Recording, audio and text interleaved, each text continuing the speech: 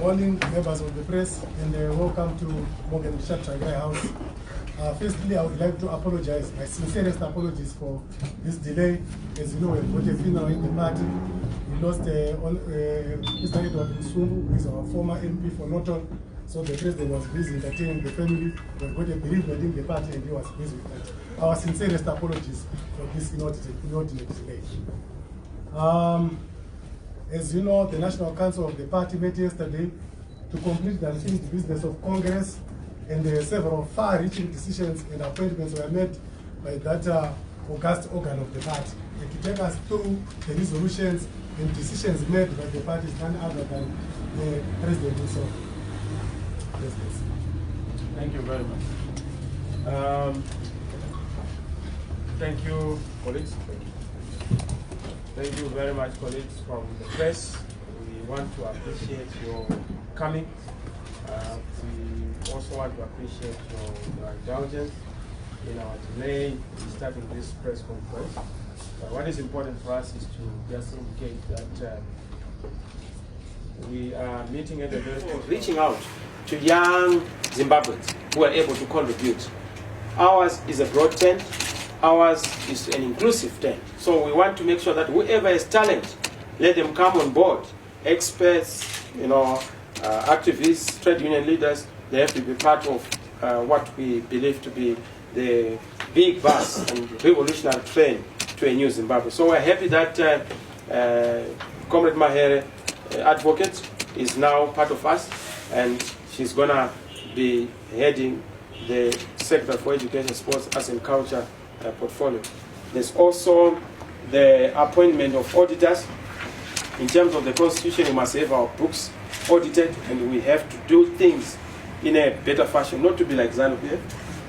We've never heard that they audited, their books.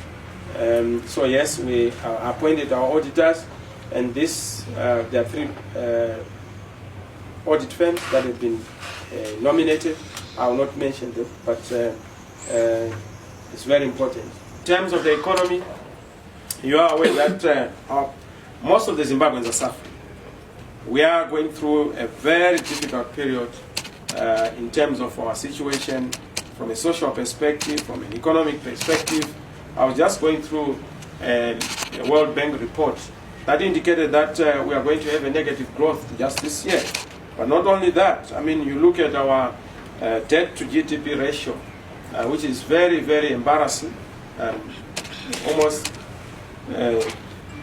worrisome, including our investment ratios, savings ratios below 1%, a negative 1%. And when you juxtapose with countries like Ghana, which just registered 8.8 growth on the African continent, you then see that ours is a very serious economic situation. Look at the erosion of the salaries, not just of civil servants, but ordinary people. Look at the shortages of literally everything. We're in trouble. There's no fuel, there's no energy, there's no power, there's no money. And this is being catalyzed by hyperinflationary tendencies, by this EDIR administration. If you look at the increases in the taxes, lack of confidence in the market, this is all necessitated by what we would call a pro-cyclical monetary approach, and this has its own ways in terms of the macroeconomic policy that we have. In Ghana, you find that taxes are being reduced, but in our situation, taxes are actually being increased, especially for the poor. And you find that the government itself can no longer control the economy. In fact, the economy is now being controlled by a new government called inflation. Government itself is no longer in control. They are also being controlled by that government called inflation.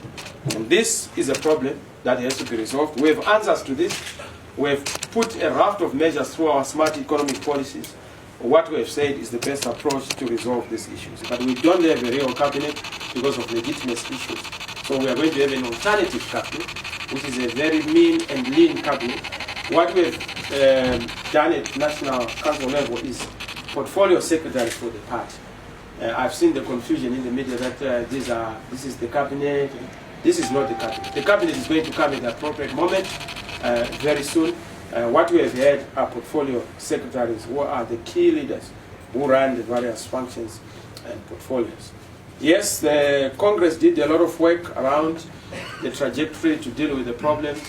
We are going to introduce a new document called RELOAD, which is the Return to Legitimacy and Democracy document. This document is going to come very soon. It has already been completed. It articulates the roadmap to the restoration of democracy.